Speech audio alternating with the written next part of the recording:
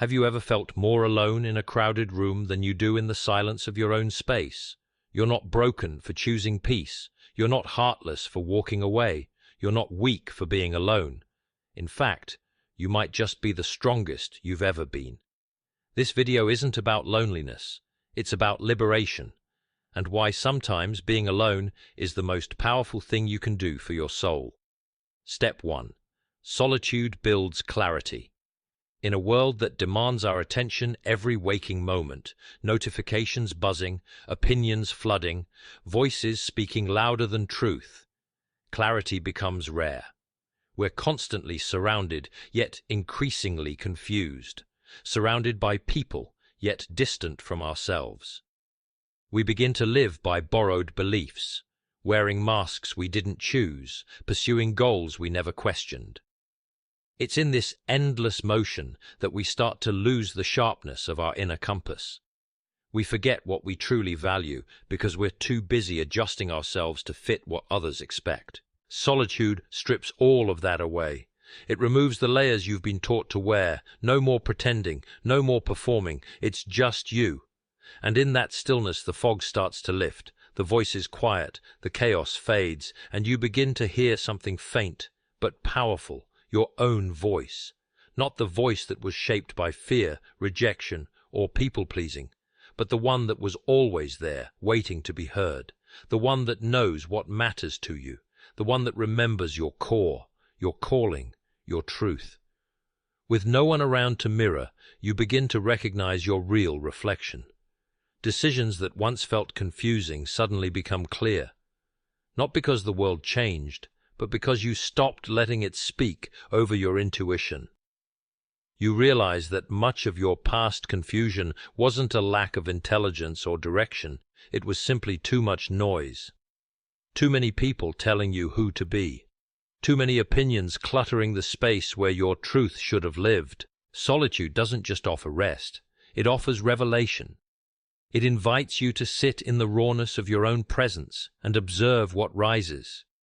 Your fears, your patterns, your hopes, they all show up. Not to shame you, but to teach you. To reveal what was buried beneath the noise. You don't need to escape yourself anymore. You don't need to distract yourself with another relationship, another crowd, another performance. Because clarity isn't found in the crowd. It's found in the quiet courage to be alone and listen. Step 2. Freedom to choose your path. There's a subtle kind of prison that people rarely talk about, the one where your choices are no longer your own, where every step you take is filtered through someone else's comfort, someone else's standards, someone else's insecurities. You begin to adjust your dreams so they don't threaten the smallness of those around you. You shrink your ambition to keep the peace. You silence your voice because it echoes too loudly in rooms built on fragile egos. And slowly, almost invisibly, you begin to walk a path that doesn't belong to you. One compromise at a time, your life becomes a reflection of survival, not intention. You become a character in someone else's story, reading lines that were never meant for your soul to speak. But when you're alone, truly alone, you are finally handed back the map. The real one, the one no one ever taught you how to read because they were too busy drawing their own version for you. In solitude, the pressure lifts. There is no audience to impress, no judgment to fear, no roles to perform. There's just space, wide, terrifying, liberating space. And in that space, you realize you can turn around. You can take a different road. You can build a life not out of obligation, but out of conviction. You can question what you were told was right and investigate what feels true for you. You begin to ask yourself, what do I actually want? What would I pursue if I didn't fear losing anyone? Who would I be if I wasn't trying to be loved by everyone? This is where real power is born, not in rebellion, but in reclamation, the reclaiming of your agency, the realization that freedom doesn't just mean doing whatever you want. It means understanding what you want in the first place and having the courage to pursue it, even if no one claps. It means letting go of paths paved by tradition, expectation, or fear, and having the humility to walk roads that are lonely at first, but honest. Paths that don't promise applause, but offer alignment. In this space, your values become your compass, not someone else's need for control. You stop moving out of guilt or fear of abandonment and start moving from a place of self-respect. Your yes becomes meaningful again, not manufactured out of pressure. Your no longer needs an explanation. When you're no longer tethered to the weight of keeping everyone comfortable, you begin to see what's possible. You realize how many of your previous decisions were made just to avoid conflict, just to belong, just to feel worthy for a moment longer. And now, without those chains, there is room to imagine again. You remember that you don't have to wait for permission. You don't have to seek consensus. You are allowed to walk away from what doesn't serve your soul, even if it once felt familiar. You are allowed to change direction without explanation, allowed to begin again without approval, allowed to build a future that would have never been born if you kept following the path laid out by someone who never had to live your life. Step 3. Peace is power. We are conditioned to associate power with noise, with dominance, with control, with movement. We grow up believing that to be powerful means to be heard, to be visible, to always be doing something. We mistake chaos for significance and urgency for importance. The louder someone is, the more we assume they're winning. But beneath all that external volume, there is often inner turmoil. The kind of turmoil that drives people to chase attention because they're terrified of sitting alone with their own thoughts. The kind of anxiety that pushes them to prove something to someone all the time. They keep running, not because they're strong, but because they're scared of what will catch up to them if they stop. But peace is different. Peace is quiet, but it is not weak. It doesn't boast, it doesn't beg, it doesn't chase. It simply stands, calm, rooted, unshaken. And because of that, it carries a strength that most people will never understand. When you reach a place where drama no longer excites you, where chaos no longer distracts you, where toxicity no longer tempts you, that is not numbness, that is evolution. It means you've outgrown the need for noise. You've stopped measuring your life by how much attention you get, and started measuring it by how little you have to pretend. You begin to see that your peace is not just a pleasant state of mind, it's protection. It guards your energy, it shields your focus, it becomes the gate through which every decision must pass. If it costs your peace, it's too expensive. If it disrupts your clarity, it doesn't deserve your presence. And when peace becomes your priority, everything else reorganizes itself. You no longer engage in arguments just to prove your point, because you recognize that being understood is not as important as being stable. You don't fight to be chosen by people who never valued your presence, because you no longer derive your worth from being wanted. You watch situations fall apart without rushing to fix them, not because you don't care, but because you've learned that saving others should never come at the cost of losing yourself. This kind of detachment isn't apathy, it's wisdom. It's the wisdom that comes from knowing that your time, your energy, your emotions are sacred, and that peace is the soil where your deepest growth will take root.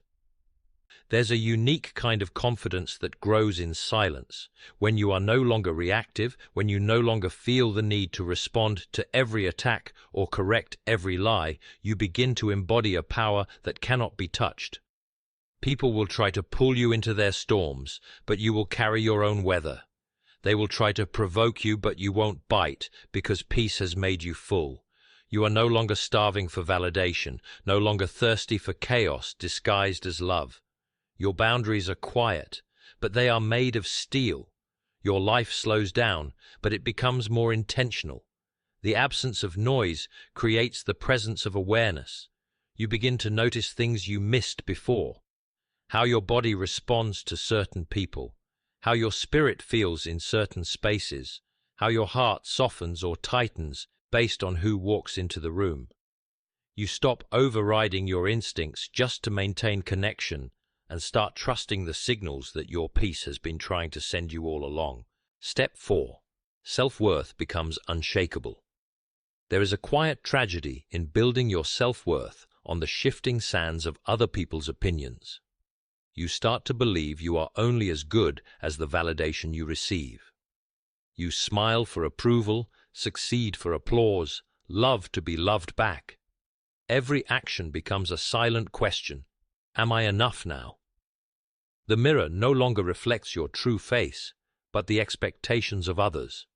You wear praise like armor and criticism like poison, giving strangers the power to rewrite your identity. And in that fragile state, you become addicted to being chosen. You tolerate disrespect just to avoid rejection. You overextend yourself in hopes of being seen.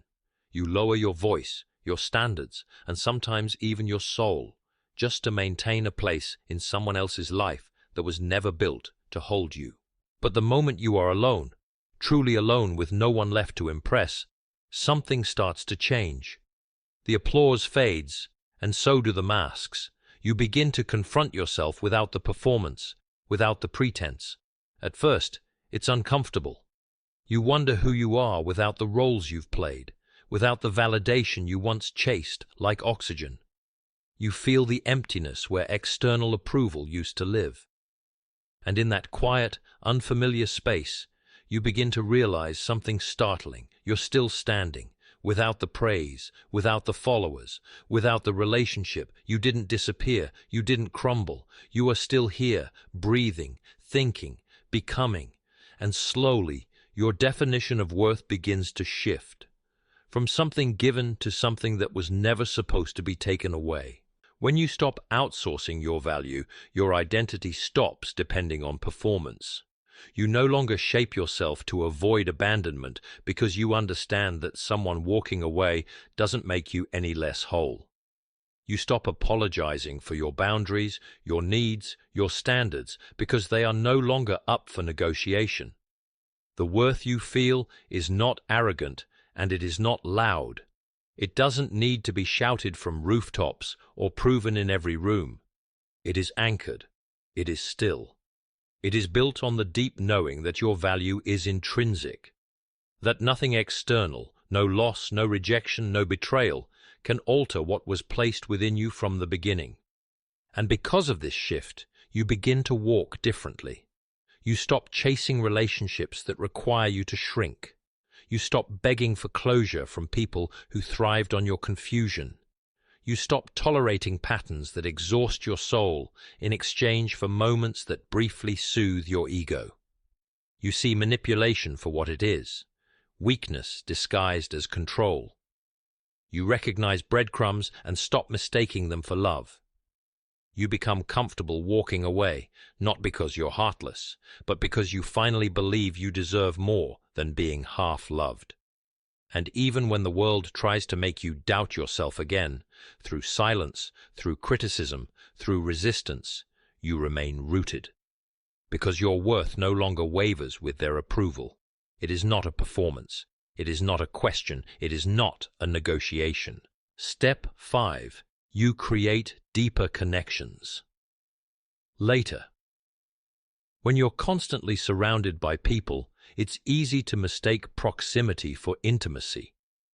You can spend years in relationships where you're never truly known, where your silence is ignored, your depth is feared, and your presence is taken for granted.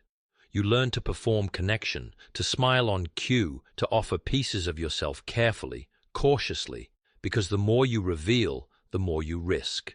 So you start giving just enough to be liked, but not enough to be left. You mirror what others want to see, hoping it will earn you a place in their world. And over time, without even realizing it, you begin to forget what genuine connection is supposed to feel like. You confuse attention with affection, entertainment with emotional safety, attraction with alignment. You start to believe that surface is the best you can get, because that's all you've known. But when you step away from all of it, when the noise dies down, when the false connections fade, when you're no longer performing, you finally come home to yourself. Solitude teaches you what your soul actually craves, not just what your insecurities reach for. It reveals the difference between being seen and being understood, between being needed and being valued, between being used and being loved. And in that space of radical self-honesty, you realize how many relationships you once held onto out of loneliness, not compatibility. How many times you called it love when it was actually just distraction. How often you confused comfort with connection because you didn't yet know what it meant to be met without pretending. Alone, you start to understand the language of your own spirit. You learn to listen when your body tightens around certain people. You begin to trust the silence after someone leaves instead of rushing to fill it.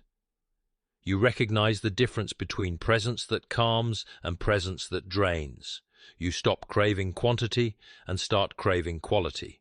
You no longer want a crowd that fills a room. You want a soul that fills the silence. And that shift changes everything, because now you're not connecting from emptiness, you're connecting from overflow. You're not seeking someone to complete you, you're inviting someone to witness you, fully, honestly, without needing to edit yourself for their comfort. And it is only after you've tasted the fullness of your own presence that you're able to recognize depth in others. You become more patient, more discerning. You no longer force connections that don't align with your peace.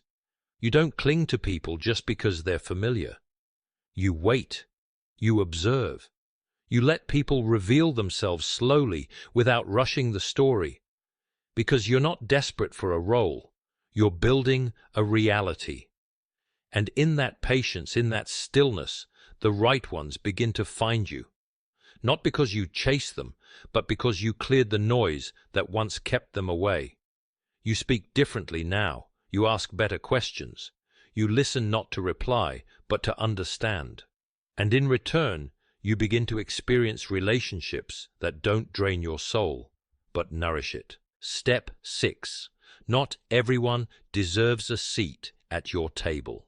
There is a point in life where you realize that access is a privilege, not a right, that your presence, your energy, your time, your loyalty is sacred, and not everyone has earned the right to sit close to it.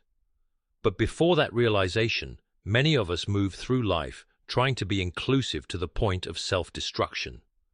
We tolerate disrespect disguised as humor. We entertain inconsistency and call it grace. We invite people into our inner world who only visit to take, to drain, to compare, to compete. We keep offering seats at our table to those who never bring anything to share, just appetites for our peace, our patience, our light. And when we finally feel depleted, resentful, or invisible, we blame ourselves for not being enough, when the truth is we were too available for people who were never meant to be permanent.